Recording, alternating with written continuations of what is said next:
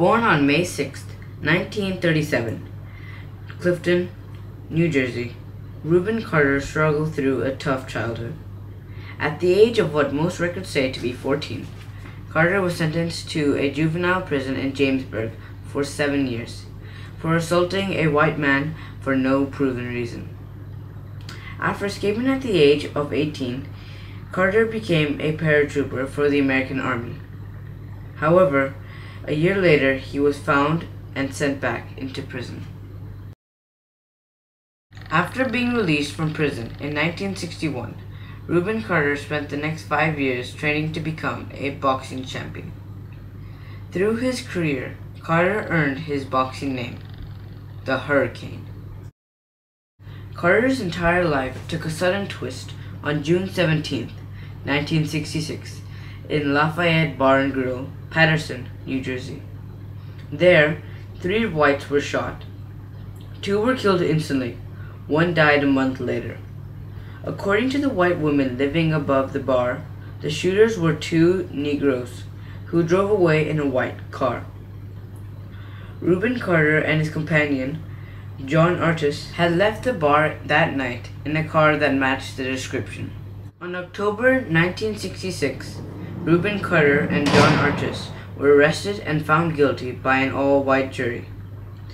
Rubin Carter was sentenced to 3 life prison terms for the murder of James Oliver, Fred Noailles, and Hazel Tanis. But was Rubin Carter truly guilty?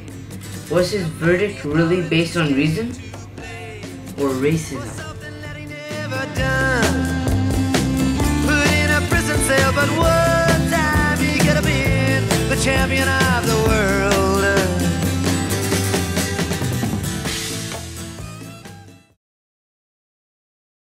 Carter started looking through his case, started to educate himself politically, and learned that his trial was unconstitutional. He had no black representatives in the jury. Then, with his lawyers, he started finding new evidence. Finally, he got another trial, which he again lost. Strangely, it was still tried by an all-white jury. After he gave an appeal to a higher court, but was turned down, he started losing hope. He started insisting his family would stop seeing him.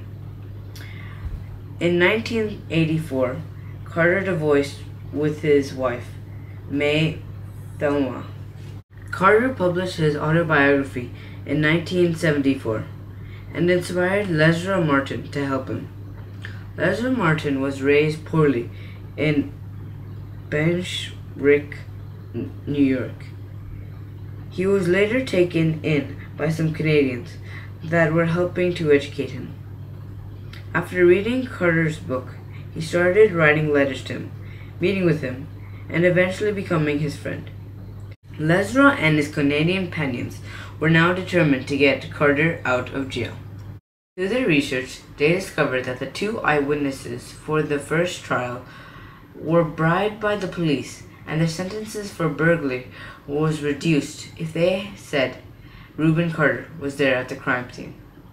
Also, Carter was believed to have killed men at the bar because the bar apparently did not serve blacks. However, this was not true. In 1985, Carter presented his new evidence to a federal court. In the end, U.S. District Court Judge H. Lee Sorokin said, "The extensive record clearly demonstrates that the petitioner's convictions were predicated upon an appeal to racism rather than reason, and concealment rather than disclosure."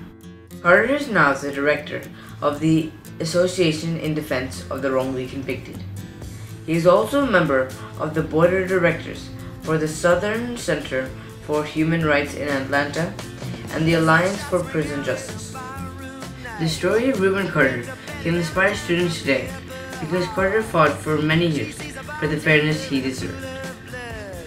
I believe that Carter was indeed convicted due to racist reasons. I also believe that he is now trying to save other people in the world for suffering the unfair horrors he suffered in his life.